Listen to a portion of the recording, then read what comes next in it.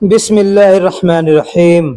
दोस्तों, बात को अरबी में कलाम कहते हैं। बात को अरबी में कलाम कहते हैं। कहना होगा बात करो, कहेंगे कल्लम। कल्लम यानी बात करो। अगर कहना होगा तुम बात करो, कहेंगे अंत कल्लम। अंत का मतलब तुम और कल्लम का मतलब बात करो।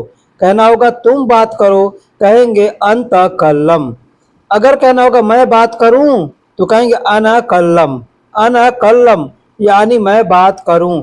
इसको बोलने का दूसरा भी तरीका है, कह सकते हैं अना सवी कलाम। अना सवी कलाम मतलब मैं बात करूं। दोस्तों, बोलने के लिए अरबी के छोटे छोटे शब्दों का सीखना ज़रूरी है। अगर आप अरबी के छोटे छोटे शब्दों को सीखे हैं, जानते हैं, तभी आप किसी से बातें कर सकते हैं या किसी के बातों को समझ सकते हैं।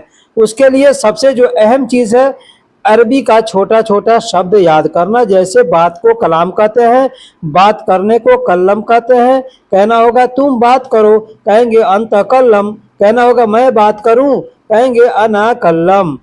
कहना होगा मेरी बात, कहेंगे कल्लमनी। कल्लमनी मतलब मेरी बात।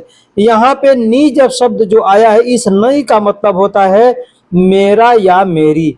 किसी भी शब्द के आखिरी में ई शब्द का प्रयोग कर देंगे।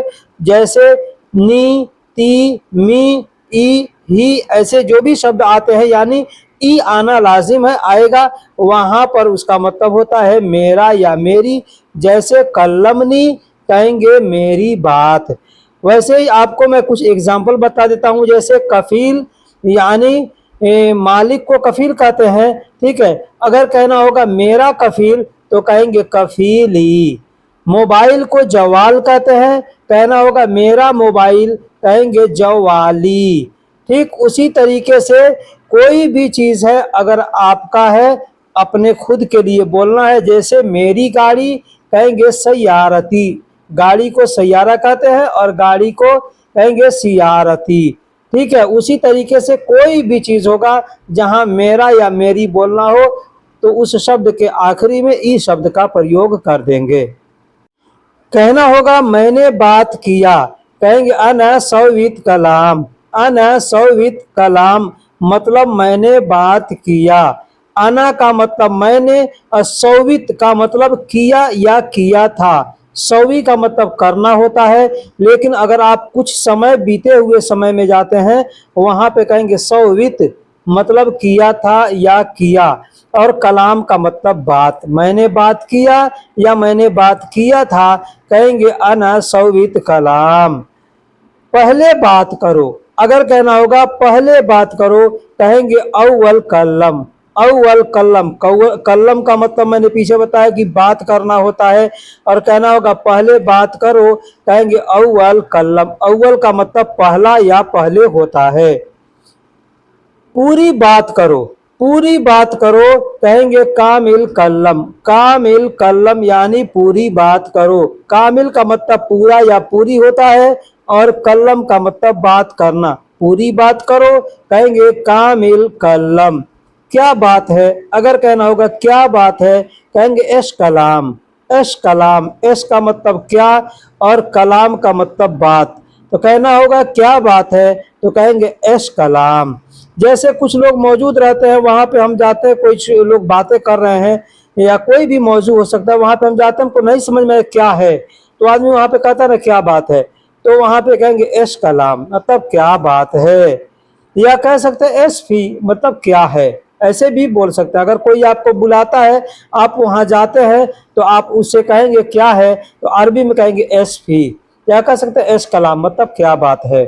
सही बात करो, कहेंगे सच कल्लम। सच कल्लम। सच का मतलब करो, सच का मतलब सही, और कल्लम का मतलब बात करो। सही बात करो या सच बात करो, कहेंगे सच कल्लम। या कह सकते हैं सही कल्लम। सही को अरबी में सही कहते हैं। दोस्तों, अरबी के बहुत से ऐसे लफ्ज होते हैं जिसको हम समझते हैं कि ये हमारे काम का नहीं, ये बगैर है, फालतू है। ठीक है, तो ऐसा नहीं है, कोई भी चीज़ फालतू नहीं होता है।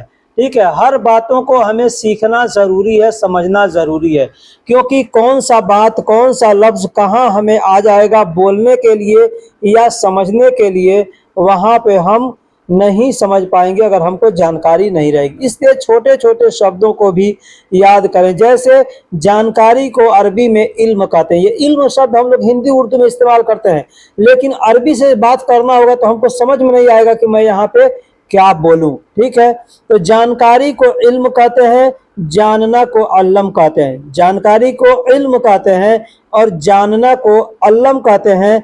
सीखना को तालीम कहते हैं। सीखना को तालीम कहते हैं। सीखना को तालीम कहते हैं।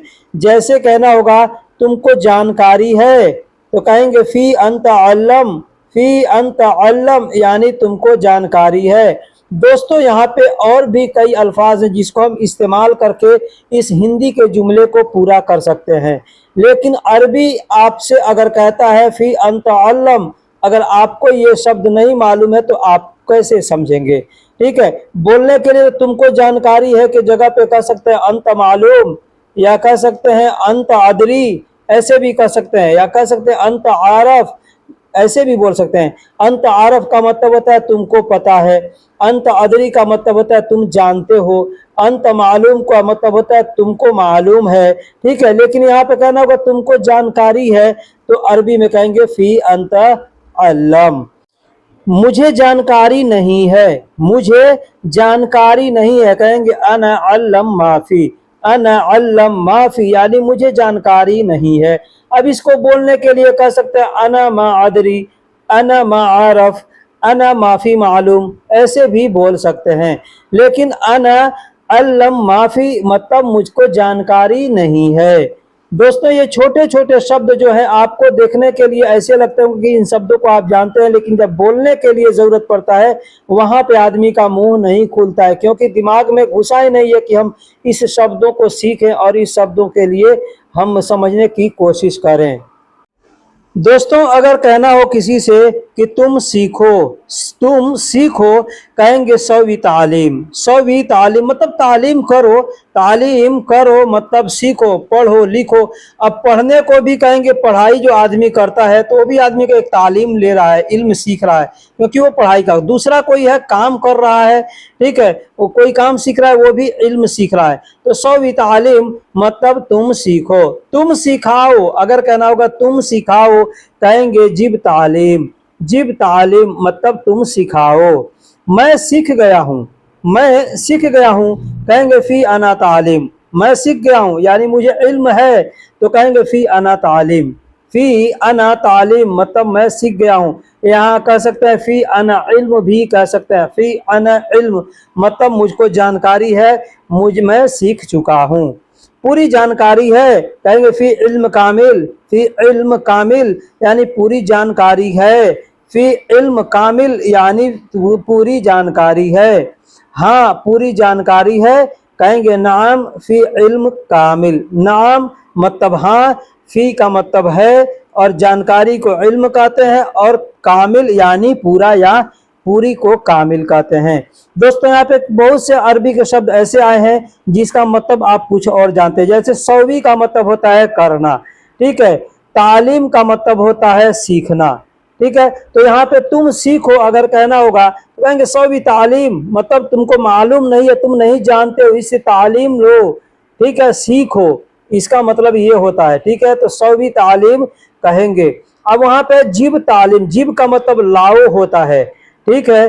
तो अगर कहना होगा कि तुम सिखाओ कहेंगे जिब तालीम, जिब तालीम मतलब तालीम दो हमको, ठीक है। कोई भी चीज किसी से मांगते हैं तो कहते हैं जिब, जिब मतलब लाओ या दो, ठीक है। तो वहां पे कहेंगे जिब तालीम मतलब तुम सिखाओ, ठीक है। मैं सीख गया हूं कहेंगे फी अना तालीम, फी अना इल्म, ऐसे बोल सकते हैं। तो फी मतलब है, अब मैं सीख गया हूं, अना का मतलब मैं, फी का मतलब है या मेरे पास मुझको जानकारी है, तो वहां पे तालीम या इल्म दोनों में से कोई शब्द बोल सकते हैं, ठीक है। चेक करने को जर्रब कहते हैं। एक भाई ने हमसे कमेंट्स में पूछा था कि चेक करने को क्या कहते हैं, तो चेक करने को जर्रब कहते हैं। जैसे किसी भी चीज़ का टेस्टिंग लेना है या कोई भी चीज़ चेक करना, जैसे हिसाब चेक करना है, पैसे चेक करना है, कोई सामान चेक करना है, मोबाइल चेक करना है, तो उसको अरबी में जर्रब कहते हैं। जैसे कहना होगा तुम चेक करो कहेंगे अंत सौवी जर्रब, या कहेंगे सौवी जर्रब। अब यहाँ पे अंत बोल भी सकते हैं, नहीं भी बोल सकते हैं, क्योंकि हम अपने सामने वाले को कहेंगे तो हम उसको करें, मतलब तुमको करें, कोई हमारे सामने है तो हम उसको करें, तो वहाँ पे अंत का प्रयोग करेंगे भी, नहीं भी करेंगे। तो कह सकते हैं सौवी जर्रब या कहेंगे अंत सौवी जर्रब, यानी तुम चेक करो। मैंने चेक किया, मैंने चेक किया, कहेंगे सौवित अना जर्रब। सौवित, यहाँ पे सौवी का मतलब करना होता है, और सौवित यहाँ पे आखिरी में हमने त का इस्तेमाल किया, इस त का मतलब होता है था, थे, थी। तो मैंने चेक किया था या मैंने चेक किया, बात एक ही है। तो कहेंगे सौवित अना का मतलब मैंने, और जर्रब का मतलब चेक करना। दोबारा चेक करो, अगर कहना होगा दोबारा चेक करो, कहेंगे सौवी जर्रब तानी मर्रा। सौवी जर्रब तानी मर्रा। सौवी का मतलब करो, जर्रब का मतलब चेक, और तानी का मतलब होता है दोबारा। ठीक है, चेक करता हूँ, ठीक है, चेक करता हूँ। कहेंगे तय्यब अना सौवी जर्रब। तय्यब अना सौवी जर्रब। तय्यब का मतलब ठीक है। अब यहाँ ठीक है के लिए दूसरा भी शब्द इस्तेमाल कर सकते हैं, जैसे जैन अना सौवी जर्रब, तमाम अना सौवी जर्रब, ऐसे भी बोल सकते हैं। जैन या तमाम या तय्यब का मतलब होता है ठीक है। यहाँ पर कुछ शब्द हमने दिए हैं, थोड़ा इसमें आदमी बहुत कंफ्यूज हो जाता है कि हम क्या बोलें। ठीक है, यहाँ ध्यान दीजिएगा कि बोलो को अरबी में गुल कहते हैं। जैसे बोलो, कहो या बात करो, हमारे सामने कोई आदमी प्रेजेंट में है, हम उससे कहते हैं बोलो या बात करो या कहो, तो कहेंगे गुल, गुल। अब कोई आदमी कहता है मैंने बोला, ठीक है, बोला, कुछ देर पहले बोला या यानी समय बीत चुका है, तो वहां पे कहेंगे गाल। गाल का मतलब होता है बोलना। अब ये दोनों शब्दों को मैं आपको थोड़ा अच्छे समझा देता हूँ। गुल यानी कुल, आप कुरान पढ़ते हैं वहां पे कुल आता है, तो उसी कुल को लोकल लैंग्वेज में गुल बोलते हैं, मतलब बोलो, कहो या बताओ। ठीक है, अब यहाँ पे गाल यानी कहा, आपने सुना होगा काल, जैसे हदीसें सुनते हैं वहां पे आता है काल रसूलुल्लाह। ठीक है, तो काल यानी कहा या बोला या बताया, तो उसी को लोकल में बोलते हैं गाल। ठीक, जैसे कहना होगा तुम कहो, तुम कहो या तुम बोलो या तुम बताओ, कहेंगे अंत गुल। अंत गुल यानी तुम कहो, तुम बोलो या तुम बताओ। कहो तुम कैसे हो, जैसे कहना होगा कहो तुम कैसे हो, कहेंगे गुल अंत कैफ। गुल अंत कैफ, गुल का मतलब कहो या बताओ, अंत यानी तुम, और कैफ का मतलब कैसा या कैसे होता है। अब यहाँ पे कहना होगा मैंने कहा, कुछ देर पहले कहा या कुछ दिन पहले कहा, यानी वो समय बीत चुका है, तो कहेंगे अना गाल। अना गाल, जैसे कोई बात आप कर रहे हैं अपने कफिल से, वहां पे किसी बात की तफ्तीश की जा रही है कि फला आदमी ने क्या कहा, तो वहां पे कहेंगे हुआ गाल, मतलब उसने ये कहा, उसने कहा, तो कहेंगे हुआ गाल। अब कहेंगे उसने यह कहा, कहेंगे हुआ हादा गाल। ठीक है, उसने बोला या बताया, यहाँ पे गाल। अब हुआ का शब्द का मतलब होता है, हुआ का मतलब होता है वह या उस या उसने। ठीक है, तो गाल शब्द बीते हुए समय के लिए इस्तेमाल किया जाता है, और गुल प्रेजेंट के लिए इस्तेमाल किया जाता है। जैसे कहना होगा उसने कहा था, उसने कहा था या उसने बोला था या उसने बताया था, कहेंगे गाल हुआ। गाल हुआ यानी उसने कहा था। अब यहाँ पे था के लिए हमने शब्द कोई शब्द इसलिए नहीं बोला, जैसे गाल को हम गालत भी बोल सकते हैं, आखिरी में तो का इस्तेमाल कर सकते हैं। जैसे बोलते हैं ना हदीसों में, आपने सुना कालत, कालत, वहां पे लिखा जाता है या बोला भी जाता है। तो यहाँ पे गाल इसलिए मैंने सिर्फ कहा कि गाल का मतलब होता है बीते हुए समय के लिए इस्तेमाल किया जाता है, तो बीते हुए समय यानी गाल हुआ यानी कहा था। अब किसने कहा था, उसने कहा था। नाम लेकर बोलना चाहे तो नाम लेकर के बता सकते हैं, जैसे अंसार ने कहा था, कहेंगे गाल अंसार। ठीक है, आरिफ ने कहा था, कहेंगे गाल आरिफ, ऐसे कहेंगे। तुम सच बोलो, कहेंगे अंत सच गुल। अब तुम सच बोलो, ये प्रेजेंट के लिए बोला जा रहा है, तो कहेंगे अंत सच गुल। अंत सच गुल यानी तुम सच बोलो, या अंत सही गुल मतलब तुम सही बोलो। क्या, तुमने क्या कहा, तुमने क्या कहा, कहेंगे एस गाल अंत, एस गाल अंत। अब ये समय भी चाहे 1 सेकंड पहले बीत चुका है, चाहे 1 दिन पहले बीत चुका है, यहाँ पर भी कहेंगे एस गाल। एस गाल यानी बीते हुए समय के लिए कहेंगे गाल। तुमने क्या कहा, कहेंगे एस गाल अंत। मैंने कहा तुमने सुना, मैंने कहा तुमने सुना, कहेंगे अना गाल। मैंने कहा, अंत इस्मा, तुमने सुना। अना गाल, अना का मतलब मैंने, गाल का मतलब कहा या बोला, अंत यानी तुमने, और इस्मा का मतलब सुनना होता है। वह कब बोला, अगर कहना होगा वह कब बोला, कहेंगे हो अमित गाल, हो अमित गाल। वह कब बोला, वह कब बोला, कहेंगे हो वह मीते गाल। अब यहाँ मीते शब्द का मतलब होता है कब, ठीक है। अब कोई आदमी मीते कहता है, कोई आदमी मीता कहता है। हुआ का मतलब वह, और गाल का मतलब बोलना होता है। बहुत अच्छा है दोस्तों, एक शब्द बोलते हैं हिंदी में हम लोग, बहुत अच्छा है। इंग्लिश में उसको कहते हैं वेरी गुड, वेरी गुड। अरबी में कहेंगे मुमताज, मुमताज यानी कोई आदमी अच्छा चीज बनाया, अच्छा काम किया, आप उसकी तारीफ कर रहे हैं, कहेंगे मुमताज, मुमताज। उर्दू में कहते हैं आफरीन, आफरीन। अरबी में कहते हैं मुमताज। अहसन, अहसन का मतलब होता है बेहतर। यहाँ पे हमसे लिखने में उल्टा लिखा गया है।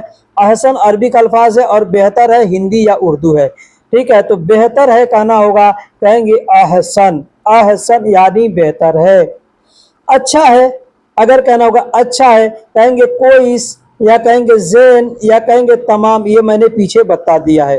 गुस्सा को अरबी में गजब कहते हैं, गुस्सा को अरबी में गजब कहते हैं, और नाराज को अरबी में जालान कहते हैं, नाराज को अरबी में जालान कहते हैं। दूसरा को अरबी में गैर कहते हैं, गैर कहते हैं, तानी कहते हैं। गैर होता है, लेकिन इसी शब्द को बहुत से लोग गैर बोलते हैं, ठीक है।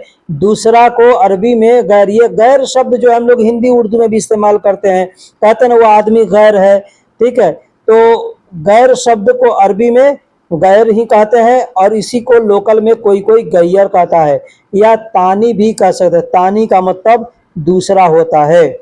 पहला को अरबी में अव्वल कहते हैं, पहला को अरबी में अव्वल कहते हैं, और पहले को अरबी में गबल कहते हैं। अब पहले के लिए भी अव्वल शब्द का इस्तेमाल कर सकते हैं, ठीक है।